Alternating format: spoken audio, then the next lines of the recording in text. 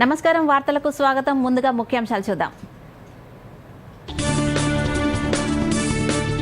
Bihar assembly ఎన్నికల విజయం చారిత్రాత్మకమన్న ప్రధాని మోదీ. సూరత్ పర్యటనలో మోదీని సన్మానించిన బీహారీలు. వరుస ఓటములపై కాంగ్రెస్ ఆత్మపరిశీలన చేసుకోవాలని ప్రధాని సూచన. ఢిల్లీలో సీఎం రేవంత్ రెడ్డిని కలిసిన విన్ గ్రూప్ ఆసియా సీఈఓ. తెలంగాణలో పరిశ్రమ ఏర్పాటుకు విన్ గ్రూప్ ఆసక్తి. ఈవీలు, బ్యాటరీ స్టోరేజ్ యూనిట్లను ఏర్పాటు చేయనున్న విన్ గ్రూప్ సంస్థ. ఐబొమ్మ నిర్వాహకుడు ఇమ్మిడి రవికి 14 రోజుల రిమాండ్. నాంపల్లి కోర్టులో హాజరుపరిచిన పోలీసులు. కోర్టు తీర్పు అనంతరం చెంచల్గూడ జైలుకు తరలింపు. ఐక్యరాజ్యసమితి భద్రతా మండలిలో పారదర్శకత పెరగాలన్న భారత శాశ్వత ప్రతినిధి పర్వతనేని హరీష్. భద్రతా మండలిలో శాశ్వత, తాత్కాలిక సభ్య దేశాల సంఖ్యను విస్తరించాలని పునరుద్ఘాటన. ఈడెన్ గార్డెన్ టెస్టులో పట్టు బిగించిన భారత జట్టు. అదరగొడుతున్న టీమిండియా బౌలర్లు. రెండో ఇన్నింగ్స్లో 93 పరుగులకే 7 వికెట్లు కోల్పోయిన సౌత్ ఆఫ్రికా. రాష్ట్రంలో పెరుగుతున్న చలి తీవ్రత. రానున్న 2 రోజులు సాధారణం కన్నా తక్కువ ఉష్ణోగ్రతలు నమోదయ్యే అవకాశం.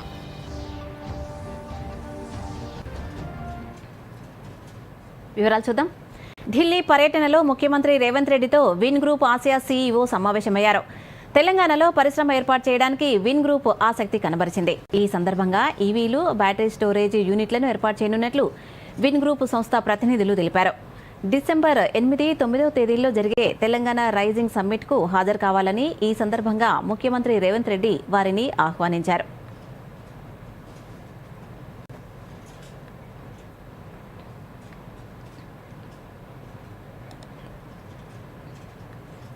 జూబ్లీహిల్స్ ఉప ఎన్నికలో ఘన విజయం సాధించడంపై సీఎం రేవంత్ రెడ్డిని కాంగ్రెస్ అగ్రనేత, లోక్సభ ప్రతిపక్ష నాయకుడు రాహుల్ గాంధీ అభినందించారు. మంత్రుల నుంచి కార్యకర్తల వరకు ప్రతి ఒక్కరిని సమన్వయం చేసుకుంటూ పార్టీని గెలుపు తీరాలకు చేర్చడం గొప్ప విషయమని కొనియాడారు. బీఆర్ఎస్కు పట్టున్న జూబ్లీహిల్స్లో భారీ మెజారిటీ సాధించడంపై సీఎం రేవంత్, ఆయన బృందానికి రాహుల్ గాంధీ, కేసీ వేణుగోపాల్ శుభాకాంక్షలు తెలిపారు. నిన్న ఢిల్లీలోని 10 జన్పథ్లో సీఎం రేవంత్ రెడ్డి నేతృత్వంలోని టీం రాహుల్ గాంధీని మర్యాదపూర్వకంగా కలిసింది. ఈ సందర్భంగా రాహుల్ గాంధీకి జూబ్లీహిల్స్ ఎమ్మెల్యే నవీన్ యాదవ్ను సీఎం రేవంత్ రెడ్డి పరిచయం చేశారు. బీఆర్ఎస్ ఇలాకాలో కాంగ్రెస్ జెండా ఎగురవేయడంలో పార్టీ శ్రేణులు చేసిన కృషిని వివరించారు. పార్టీ విజయం కోసం కార్యకర్తలే ముందుండి పోరాడారని తెలిపారు. అనంతరం రాహుల్ గాంధీ మాట్లాడుతూ పార్టీ విజయం కోసం కష్టపడి పనిచేసిన ప్రతి ఒక్కరికి అభినందనలు తెలిపారు. ఎమ్మెల్యే నవీన్ యాదవ్కు శుభాకాంక్షలు చెప్పారు.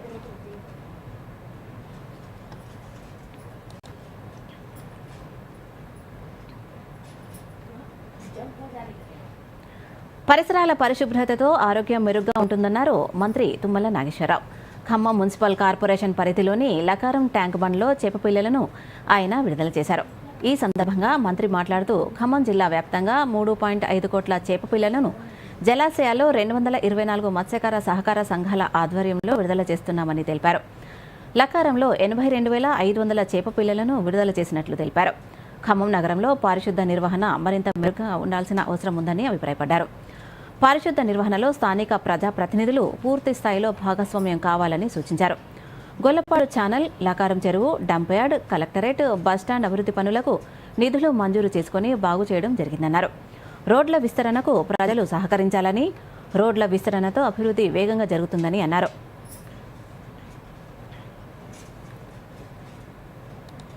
ఎక్కడా లేని స్కూల్స్ ఖమ్మం పట్టణంలో ఉన్నాయి. మెడికల్ కాలేజీలు ఉన్నాయి, ఇంజనీరింగ్ కాలేజీలు ఉన్నాయి. ఏదైనా సరే మీ పిల్లల్ని చదివించుకోండి. ఇవాళ చేపలు పట్టే సొసైటీ సభ్యుడి యొక్క కొడుకు కలెక్టర్ గారి మధ్య కూర్చునే అవకాశాలు వస్తాయి. కాబట్టి దయచేసి మీ పిల్లల్ని చదివించుకోండి. తతిమయన్నీ మీకు ఆటోమేటిక్గా వస్తాయి. కాబట్టి దయచేసి అన్ని రాజకీయ పార్టీలకి ఖమ్మాన్ని పరిశుభ్రంగా ఉంచేదానికి జిల్లా కలెక్టర్ గారు కానీ, కమిషనర్ గారు కానీ, మున్సిపాలిటీ వాళ్ళు చెప్పేదానికి మీరు సిద్ధపడి ప్రజలను ఒప్పించి ఆ బాధపడే వ్యక్తులకు మాత్రం న్యాయం చేయాలి. బీహార్లో ప్రతిపక్షాలు చిమ్మిన కులతత్వ విషయాన్ని ఆ రాష్ట్ర ప్రజలు తిరస్కరించారని ప్రధాని మోదీ అన్నారు. ఇది దేశానికి శుభ సూచకమని అన్నారు. బీహార్ అసెంబ్లీ ఎన్నికల్లో ఎన్డీఏ ఘన విజయం సాధించడాన్ని పురస్కరించుకొని గుజరాత్లోని సూరత్లో అక్కడ నివసిస్తున్న బీహారీలు ప్రధాని మోదీని సన్మానించారు.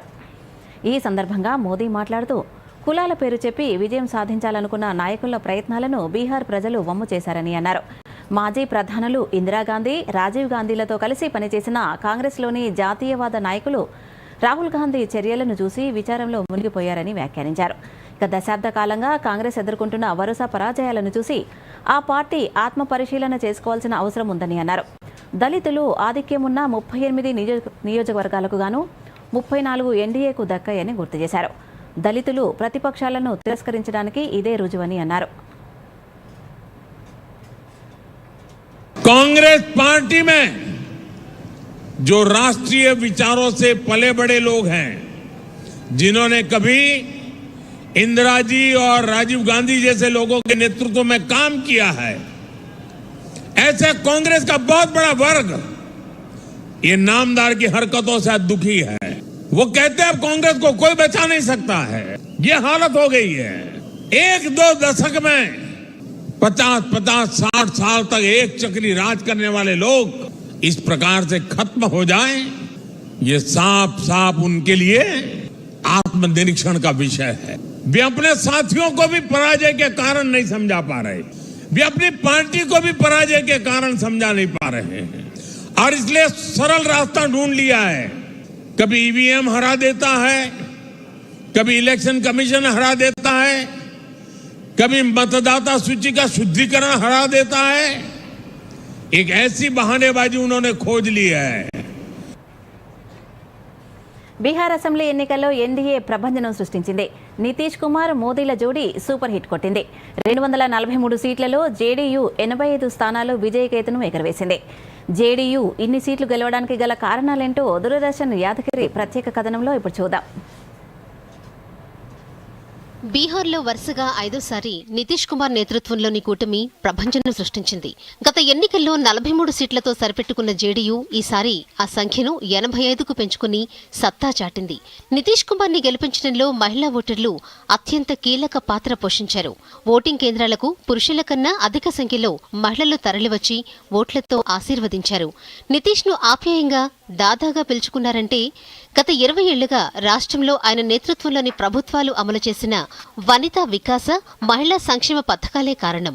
మరోవైపు సుపరిపాలన నినాదం, పోల్ మేనేజ్మెంట్ జేడీయూకి కలిసొచ్చింది. ఎన్నికల ప్రచారంలో ప్రత్యర్థి ఆర్జేడీ నితీష్ ను పాల్తూ రామ్గా అభివర్ణించింది.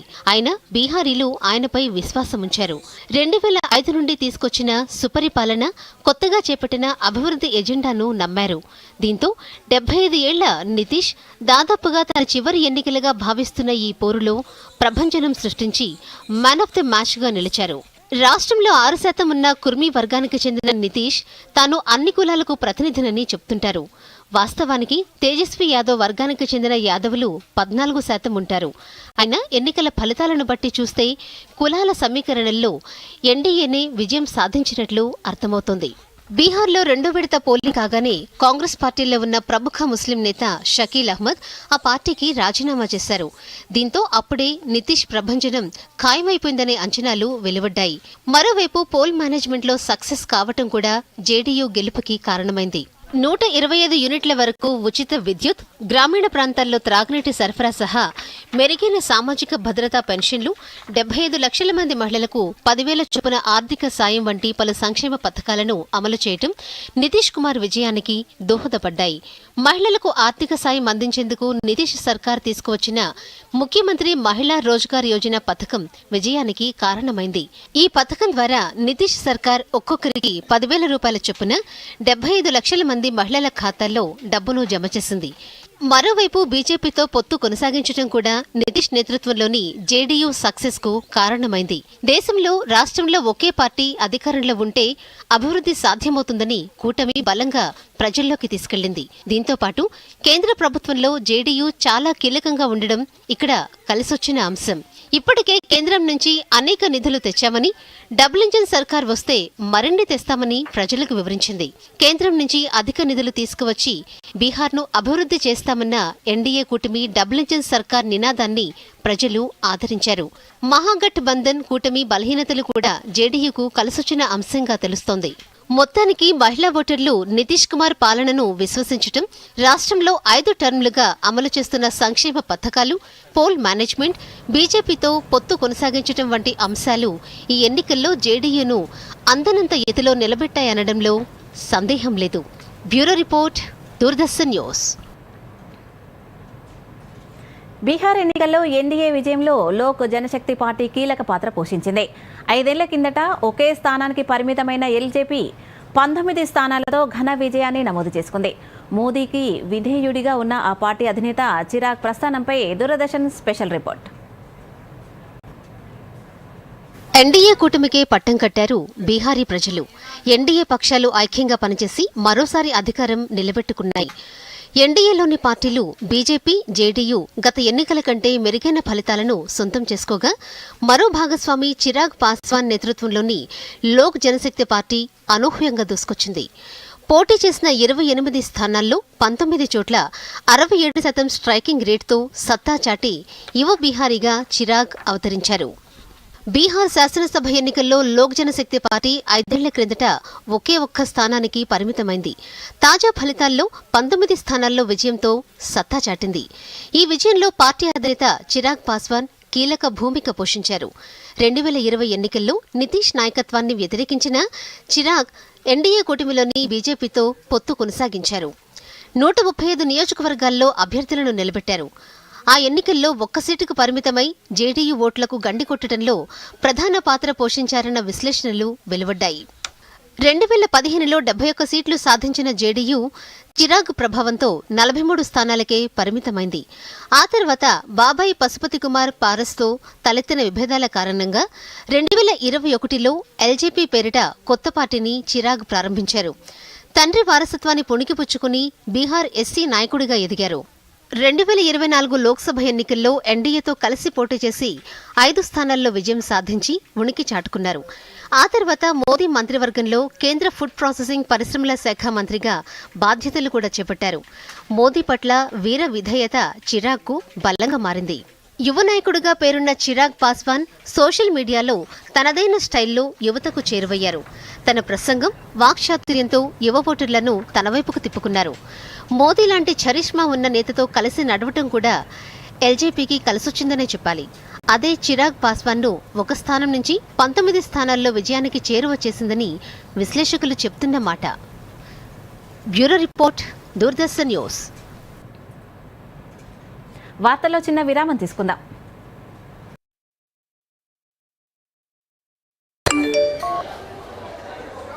వీడియో లైక్ కొడితే డబ్బులు వస్తాయా? ఇంత తెలియకనా? చిక్కుకున్నాడు. తెలియని లింక్స్ ని క్లిక్ చేయకండి. ఆర్బీఐ అంటోంది, తెలివిగా ఆలోచించండి, అప్రమత్తంగా ఉండండి. This is no ordinary sky. This is where legends are born. Space transition. In the vast expanse above, the Indian Air Force reigns. Unseen, unstoppable, unmatched. Air Force to be a cut above.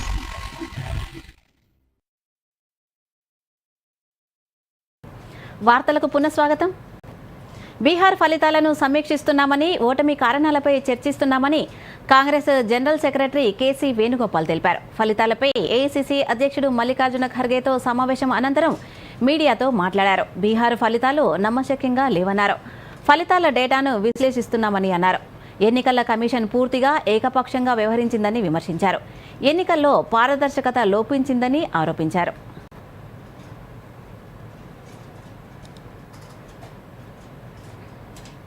Because 90% plus strike rate for a political party, which is not happened in Indian history.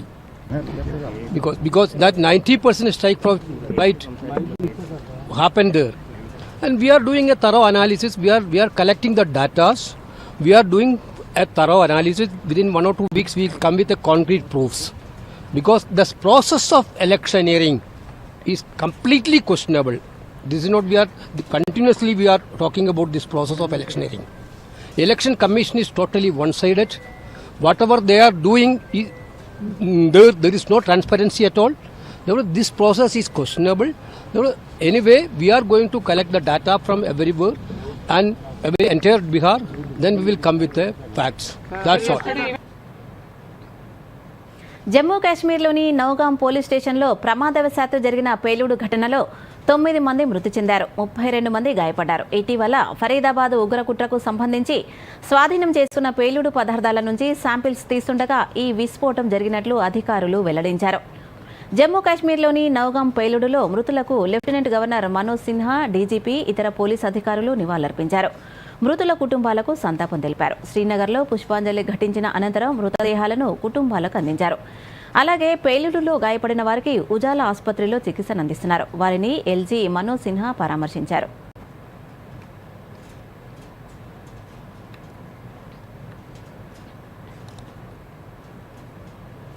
దేశవ్యాప్తంగా విడుదలైన సినిమాలను OTT కంటెంట్లను piracy చేసి విడుదల చేసిన ఐబొమ్మ నిర్వాహకుడు ఇమ్మిడి రవికి హైదరాబాద్లోని నాంపల్లి కోర్టు 2 వారాల రిమాండ్ను విధించింది.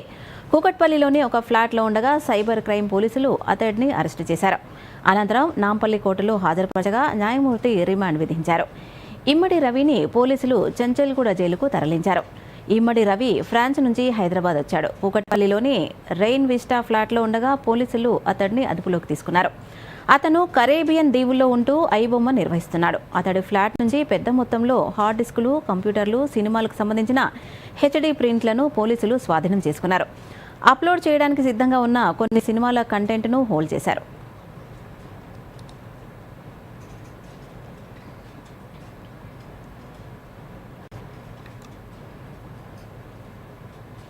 బీఆర్ఎస్ నుంచి కాంగ్రెస్ పార్టీలోకి ఫిరాయించినట్లుగా ఆరోపణలు ఎదుర్కొంటున్న 10 మంది ఎమ్మెల్యేల అనర్హత కేసు పిటిషన్ల విచారణలో భాగంగా నిన్న మరో 2 ఎమ్మెల్యేలను స్పీకర్ గడ్డం ప్రసాద్ విచారించారు. స్పీకర్ గడ్డం ప్రసాద్ ఛాంబర్లో భద్రాచలం ఎమ్మెల్యే తెల్లం వెంకట్రావు, జగిత్యాల ఎమ్మెల్యే సంజయ్ కుమార్ పిటిషన్లపై విచారణ నిర్వహించారు. దీంతో ఇప్పటి వరకు 2 విడతల్లో 8 మంది ఎమ్మెల్యేల అనర్హత పిటిషన్ల విచారణ ముగిసింది. ఇక తొలి విడతలో 4 ఎమ్మెల్యేలు గూడెం మహిపాల్ రెడ్డి, కాల యాదయ్య, బండ్ల కృష్ణమోహన్ రెడ్డి, ప్రకాష్ గౌడ్లను 2 దఫాలుగా విచారించారు. రెండో విడతలో మరో 4 ఎమ్మెల్యేలు డాక్టర్ సంజయ్, పోచారం శ్రీనివాసరెడ్డి, తెల్లం వెంకట్రావు, అరకపూడి గాంధీల విచారణను స్పీకర్ ప్రసాద్ విచారించారు. అనర్హత అభియోగాలు ఎదుర్కొంటున్న మొత్తం 10 మంది బీఆర్ఎస్ ఎమ్మెల్యేలు 2 ఎమ్మెల్యేలు దానం నాగేందర్, కడియం శ్రీహరిలు మాత్రం ఇంకా స్పీకర్ నోటీసులకు సమాధానం ఇవ్వలేదు. దీంతో వారి అనర్హత అంశంపై విచారణ జరగలేదు.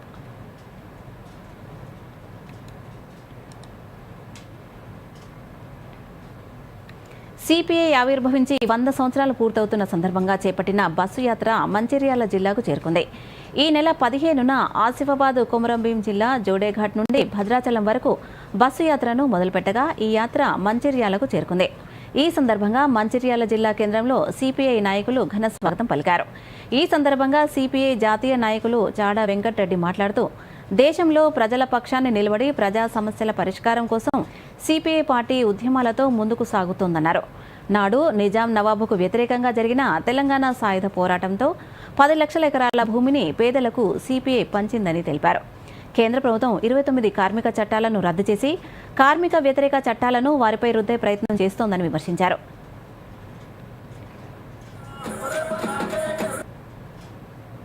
ఈ 100 ఏళ్లలో ఏం సాధించినాం, ఎలాంటి ఆటుపోట్లు ఎదుర్కొన్నాం ప్రజలకు తెలియపరచారు లక్ష్యంగా మేము ప్రజలకు వెళ్ళాలని ఈ బస్సు యాత్రలు తెలంగాణ రాష్ట్ర పార్టీ వైపు నుంచి వెళ్ళి ఒకటి జోడేఘాట్ కొమరంభీం సమాధి దగ్గర నుంచి ప్రారంభించాం. ఇంకోటి ఏమో బాసాల నుంచి వెళ్ళి మరొకటేమో గద్వాల నుంచి కొనసాగుతూ ఉన్నాయి. ఇవన్నీ 24వ తారీఖు తప్ప ఖమ్మం, కొత్తగూడెం అక్కడ చేరుకుంటాయి. డిసెంబర్ 26న ఖమ్మంలో భారీ ఎత్తున బహిరంగ సభ జరపాలని, ముగింపు సభ జరపాలని జాతీయ పార్టీ, రాష్ట్ర పార్టీ నిర్ణయించాయి. అందులో దేశవ్యాప్తంగా కూడా అనేక మంది అన్ని రాష్ట్రాల నుంచి కూడా ప్రజలు వస్తారు. అలాగే విదేశాల నుంచి కూడా విదేశీ ప్రతినిధులు కూడా వచ్చేటువంటి అవకాశం ఉంది. వస్తామని ఆహ్వానం పంపుతా ఉన్నాం. వార్తల్లో మరో చిన్న విరామం తీసుకుందాం.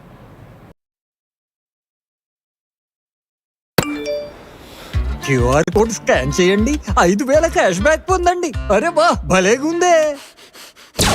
చిక్కుకున్నాడు. యూపీఐ పిన్ ఎంటరింగ్ కేవలం డబ్బు పంపడానికేనా? ఆర్బీఐ అంటోంది తెలివిగా ఆలోచించండి, అప్రమత్తంగా ఉండండి.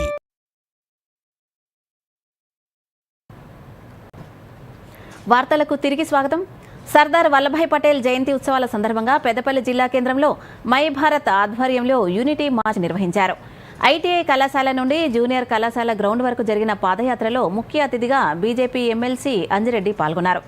ఈ పాదయాత్రకు యువతీ యువకులు, విద్యార్థులు, స్వచ్ఛంద సంస్థల ప్రతినిధులు పెద్ద ఎత్తున హాజరయ్యారు. ముందుగా సర్దార్ వల్లభాయ్ పటేల్ చిత్రపటానికి పూలమాల వేసి అనంతరం యూనిటీ రన్ను ఎమ్మెల్సీ అంజిరెడ్డి జెండా ఊపి ప్రారంభించారు. ఈ సందర్భంగా ముఖ్య అతిథి అంజిరెడ్డి మాట్లాడుతూ దేశంలోని ప్రజలంతా ఐకమత్యంగా ఉండాలనే ఉద్దేశంతో కేంద్ర, రాష్ట్ర ప్రభుత్వాలు వల్లభాయ్ పటేల్ జయంత్యుత్సవాలను నిర్వహిస్తున్నాయని తెలిపారు. మహాత్మా గాంధీ వల్లభాయ్ పటేల్కు సర్దార్ అనే బిరుదు ఇచ్చారని గుర్తు చేశారు. ఇక మన దేశానికి మొదటి రక్షణ శాఖ మంత్రిగా చేసిన వల్లభాయ్ పటేల్ను తరతరాలు గుర్తుంచుకునేలా నరేంద్ర మోదీ 182 అడుగుల విగ్రహాన్ని ఏర్పాటు చేయడం హర్షించదగ్గ విషయమని కొనియాడారు.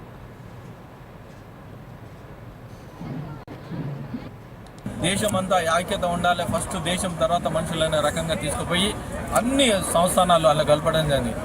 1948లో మనకు విమోచన కలిసి ప్రపంచంలో ఎత్తైన విగ్రహం కట్టింది. సుమారు 3000 కోట్లతోనే ఈరోజు విగ్రహం కట్టిందంటే ప్రపంచంలో ఎక్కడ లేకుండా ఉక్కు మనిషిగా ఉన్న విగ్రహాన్ని కూడా కట్టిన మా భారతదేశము ఘనత కూడా చాటుకుంది.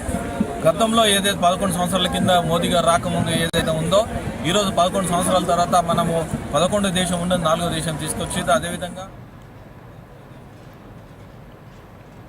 పెండింగ్లో ఉన్న కేసుల సత్వర పరిష్కారానికి రాష్ట్ర వ్యాప్తంగా లోక్ అదాలత్లు నిర్వహిస్తున్నారు. రాజీ మార్గాల ద్వారా కేసులను పరిష్కరించుకోవాలని ఈ సందర్భంగా జిల్లా ప్రధాన న్యాయమూర్తులు సూచించారు. వివరాలు చూద్దాం. రాష్ట్రంలోని పలు న్యాయ సేవా సదన్లలో ప్రత్యేక లోక్ అదాలత్లను నిర్వహించారు. జిల్లా ప్రధాన న్యాయమూర్తులతో పాటు పలువురు న్యాయమూర్తులు పాల్గొన్నారు. ఇందులో భాగంగా ఆదిలాబాద్ న్యాయ సేవా సదన్లో జిల్లా ప్రధాన న్యాయమూర్తి ప్రభాకర్ రావు ప్రత్యేక లోక్ అదాలత్ను ప్రారంభించారు. పలు కేసులను రాజీ మార్గం ద్వారా పరిష్కరించి అవార్డులు అందజేశారు. ఈ కార్యక్రమంలో పలువురు న్యాయమూర్తులు, న్యాయవాదులు, పోలీసు అధికారులు పాల్గొన్నారు. ఈ సందర్భంగా జిల్లా ప్రధాన న్యాయమూర్తి ప్రభాకర్ రావు మాట్లాడుతూ లోక్ అదాలత్లు ఇస్తున్న తీర్పులు సామాన్యులకు ఊరటనిస్తున్నాయని చెప్పారు. క్షణికావేశాలతో నేరాలకు పాల్పడిన వారికి రాజీ మార్గం ద్వారా పరిష్కరించుకోవటానికి లోక్ అదాలత్ చక్కటి మార్గమని అన్నారు. హైకోర్టు వారి యొక్క ఆదేశానుసారం ప్రత్యేక లోక్ అదాలత్లను నిర్వహించుకుంటున్నాం. ఈ లోక్ అదాలత్లో ప్రత్యేకంగా మనం పెండింగ్ కేసులు పరిష్కారం దిశగా చాలా కృషి చేయడం జరిగింది. అందరూ కూడా చాలా సహకరించారు. గతంలో కంటే కూడా ఈసారి ఎక్కువ కేసులు, ఈ షార్ట్ పీరియడ్లో 15 రోజుల్లోనే ఎక్కువ కేసులు పరిష్కరించడం జరిగింది. ఈ సందర్భంగా వ్యక్తిగతంగా నా తరఫున, అదేవిధంగా మా జిల్లా న్యాయ సేవాధికార సంస్థ తరఫున సహకరించిన పోలీస్ అధికారులకు, న్యాయవాదులకు, పబ్లిక్ ప్రాసిక్యూటర్స్కి, కక్షిదారులకు అందరికి కూడాను ధన్యవాదాలు తెలియజేసుకుంటున్నాను. మంచి మనసుతో ప్రయత్నిస్తే పరిష్కరించలేని సమస్య లేదన్నారు ఖమ్మం జిల్లా ప్రధాన న్యాయమూర్తి జి రాజగోపాల్. కేసుల పరిష్కారానికి సరైన వేదిక లోక్ అదాలత్ అని అన్నారు. ఖమ్మం న్యాయ సేవా సదన్లో ప్రత్యేక లోక్ అదాలత్ను ఆయన ప్రారంభించారు. ఈ సందర్భంగా జిల్లా ప్రధాన న్యాయమూర్తి మాట్లాడుతూ లోక్ అదాలత్లో కేసులను పరిష్కరించుకోవడం ద్వారా కక్షిదారులకు సమయం వృధా కాకుండా ఉంటుందని, అలాగే కోర్టు ఖర్చులు కూడా తిరిగి చెల్లించడం జరుగుతుందని చెప్పారు. ఈ సందర్భంగా ప్రత్యేక లోక్ అదాలత్ ఇచ్చిన తీర్పుతో రోడ్డు ప్రమాదంలో కాలుపోయిన బాధితుడు నరేష్ కు ఓ ఇన్సూరెన్స్ కంపెనీ పరిహారం క్రింద 24,50,000 రూపాయలను అందజేసింది. పెద్ద ఎత్తున ఈ లోక్ అదాలత్లో మన ఖమ్మం జిల్లాలో కేసులు సెటిల్ చేయబడుతున్నాయని తెలియజేయడానికి సంతోషిస్తున్నాను. సివిల్ కేసులే కాకుండా, క్రిమినల్ కేసులు కాకుండా సివిల్ కేసులు, అన్ని రకాల సివిల్ కేసులను, అంటే ఆస్తి తగాదాలను కానీ, భాగ పరిష్కారాలు కానీ, తర్వాత ఇంకా భార్యాభర్తలకు సంబంధించినటువంటి ఎటువంటి పరిష్కారాన్ని లోక్ అదాలత్ ద్వారా కానీ, మీడియేషన్ ద్వారా కానీ కక్షిదారులు సెటిల్ చేసుకొని సుఖమైనటువంటి జీవనాన్ని కొనసాగించాలని నేను ఈ జిల్లా న్యాయ సేవా సంస్థాన్ని మీ అందరికీ మరొకసారి రిక్వెస్ట్ చేస్తున్నాను. సిద్దిపేట జిల్లా కోర్టులో స్పెషల్ లోక్ అదాలత్ను జిల్లా ప్రధాన న్యాయమూర్తి సాయి రమాదేవి ప్రారంభించారు. అంతకుముందు జిల్లా కోర్టులో మెడికల్ క్యాంపును జిల్లా అడిషనల్ జడ్జ్ జయప్రసాద్ ప్రారంభించారు. లోక్ అదాలత్లతో పెండింగ్ కేసులను పరిష్కరిస్తున్నట్లు జిల్లా న్యాయమూర్తులు తెలిపారు. సిద్దిపేట జిల్లాలోని కోర్టులలో 16,642 కేసులు పెండింగ్లో ఉన్నట్లు జిల్లా అదనపు న్యాయమూర్తి జయప్రసాద్ తెలిపారు. 1,010 కేసులలో నోటీసులు సర్వ్ చేయడం జరిగింది. ఈ 1,010 కేసులలోనే కాకుండా ఇంకా చాలా కేసులలో ఈ రోజు వరకు కోర్టు వివిధ జిల్లాలో మొత్తంలో ఉన్నటువంటి వివిధ కోర్టుల దగ్గరికి కక్షిదారులు compoundable criminal cases, civil cases, matrimonial cases అన్ని కేసెస్లో వచ్చి మరి శాంతియుతంగా వాళ్ళ యొక్క సమస్యలను కోర్టు పరిధిలో ఉన్నటువంటి కేసులను పరిష్కరించుకోవడం జరుగుతూ ఉన్నది. మేడ్చల్ మల్కాజిగిరి జిల్లా కోర్టులో ప్రత్యేక జాతీయ లోక్ అదాలత్ నిర్వహించారు. ఈ కార్యక్రమానికి ముఖ్య అతిథిగా హైకోర్టు న్యాయమూర్తి జస్టిస్ కె లక్ష్మణ్ హాజరు కాగా జిల్లా కోర్టు ప్రధాన న్యాయమూర్తి ఎస్ఎన్ శ్రీదేవి, జిల్లా కలెక్టర్ మను చౌదరి పాల్గొన్నారు. ఈ సందర్భంగా వారు మాట్లాడుతూ కక్షిదారుల కేసుల సత్వర పరిష్కారానికి న్యాయ సేవాధికార చట్టం రూపొందించారని తెలిపారు. విలువైన సమయం వృధా కాకుండా పేదలకు న్యాయ సహాయం అందించే న్యాయ విజ్ఞాన సదస్సులు, కేసుల సత్వర పరిష్కారానికి లోక్ అదాలత్లను నిర్వహిస్తున్నారని తెలిపారు.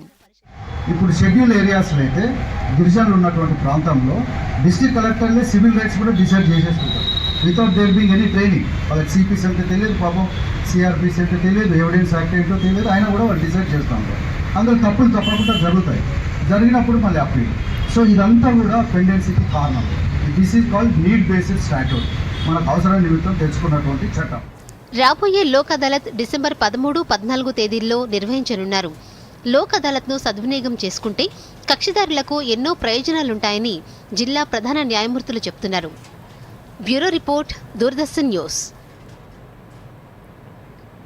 రాజస్థాన్ ప్రభుత్వ ప్రధాన కార్యదర్శిగా 1989వ బ్యాచ్ రాజస్థాన్ క్యాడర్కు చెందిన తెలుగు ఐఏఎస్ అధికారి ఓరుగంటి శ్రీనివాస్ నియమితులయ్యారు. ఇప్పటి వరకు కేంద్ర ప్రభుత్వంలో పరిపాలనా సంస్కరణలు, ప్రజా ఫిర్యాదులు, పింఛన్లు, పింఛనుదారుల సంక్షేమ విభాగం కార్యదర్శిగా పనిచేస్తున్న ఆయన్ను రాష్ట్ర ప్రభుత్వం విజ్ఞప్తి మేరకు ఢిల్లీ నుంచి స్వరాష్ట్ర క్యాడర్కు తిప్పి పంపిన మరుసటి రోజే సీఎస్గా నియమిస్తూ రాజస్థాన్ ప్రభుత్వం ఉత్తర్వులు జారీ చేసింది. ఆయన ఈ నెల 17న బాధ్యతలు స్వీకరించనున్నారు. ఐక్యరాజ్యసమితి భద్రతా మండలి అనుబంధ సంస్థల పనితీరులో మరింత పారదర్శకత రావాలని భారత్ పిలుపునిచ్చింది. వ్యక్తులను, సంస్థలను అధికారికంగా నియమించాలనుకునే అభ్యర్థనలను తిరస్కరించే నిర్ణయాల్లో గోప్యత పాటించడాన్ని విమర్శించింది. ఐక్యరాజ్యసమితిలో యుఎన్ఎస్సి పనితీరుపై జరిగిన బహిరంగ చర్చలో భారత శాశ్వత ప్రతినిధి పర్వతనేని హరీష్ ఈ అంశాన్ని లేవనెత్తారు. ప్రపంచం పలు సంక్షోభాలు, సవాళ్లను ఎదుర్కొన్నప్పుడు ఈ సంస్థలో కేవలం 15 దేశాలకే సభ్యత్వాన్ని పరిమితం చేశారన్నారు. భద్రతా మండలి పనితీరు, విశ్వసనీయత, సామర్థ్యం, పారదర్శకత కోసం పనిచేసే అనుబంధ సంస్థల్లో మరింత పారదర్శకత, జవాబుదారీతనం రావాలన్నారు. సంస్థల ప్రతిపాదనలను తిరస్కరించే నిర్ణయాలను బహిరంగంగా వెల్లడించకపోవడంతో దాని పారదర్శకత కోల్పోతుందని ఆవేదన వ్యక్తం చేశారు. భద్రతా మండలిని సంస్కరించాల్సిన అవసరం ఉందన్న ఆయన భవిష్యత్తు సవాళ్లను ఎదుర్కొనేలా దాన్ని పునర్నిర్మించాలని అన్నారు. అందులోని శాశ్వత, తాత్కాలిక సభ్య దేశాల సంఖ్యను విస్తరించాలని హరీష్ ఉద్ఘాటించారు. ఫాస్టాగ్ లేకుండా జాతీయ రహదారులపై ప్రయాణించే వాహనదారులకు టోల్ ప్లాజాల వద్ద విధిస్తున్న రెట్టింపు ఛార్జీల నిబంధనలను కేంద్రం కొంత సడలించింది. ఇకపై కేవలం 25% అదనపు రుసుము చెల్లిస్తే సరిపోతుందని స్పష్టం చేసింది. ఈ కొత్త నిబంధన నిన్నటి నుంచి అమల్లోకి వచ్చింది. జాతీయ రహదారులపై ప్రయాణించే వాహనదారులు ఫాస్టాగ్ తప్పనిసరిగా కలిగి ఉండాలి. లేని వారికి టోల్ ఛార్జీలు రెండింతలు విధిస్తున్నారు.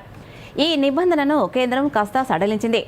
యూపీఐ ద్వారా డిజిటల్ చెల్లింపు జరిపితే అదనపు రుసుము 25% ఉంటుందని కేంద్రం పేర్కొంది.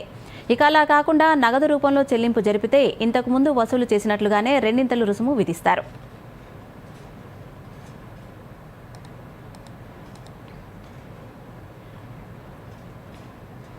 ఈడెన్ గార్డెన్స్లో సౌత్ ఆఫ్రికాతో జరుగుతున్న తొలి టెస్టులో భారత్ పట్టుబిగించింది.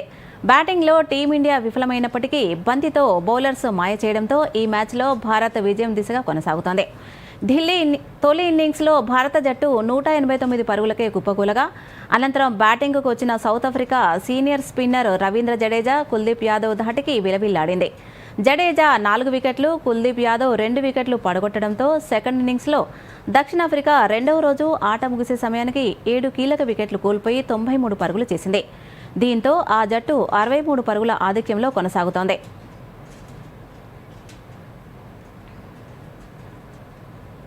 రాష్ట్రంలో చలి తీవ్రత రోజు రోజుకు పెరుగుతోంది. రాబోయే 2-3 రోజుల్లో చలి తీవ్రత మరింత పెరిగే అవకాశం ఉందని వాతావరణ శాఖ తెలిపింది. కొన్ని ప్రాంతాల్లో కనిష్ట ఉష్ణోగ్రతలు సాధారణం కంటే 3 నుంచి 4 డిగ్రీల సెల్సియస్ తక్కువ నమోదవుతాయని వెల్లడించింది. ఇక అలాగే పలు ప్రాంతాల్లో శీతల గాలుల ప్రభావం ఉంటుందని హెచ్చరించింది. ఆదిలాబాద్, కుమురం భీం, ఆసిఫాబాద్, నిర్మల్, సంగారెడ్డి, మెదక్ జిల్లాలో ఈ గాలుల ప్రభావం ఉంటుందని తెలిపింది.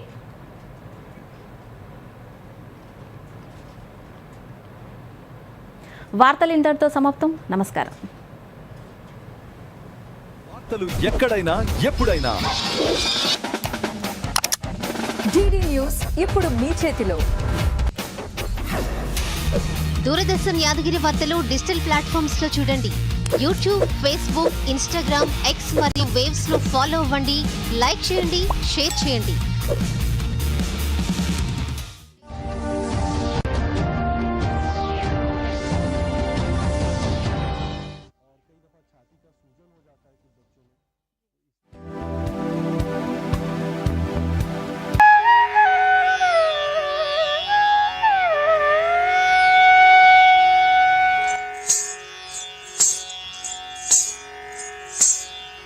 మూషిక వాహన మోదక హస్త చాకర్ణ విలంబిత సూత్ర వామన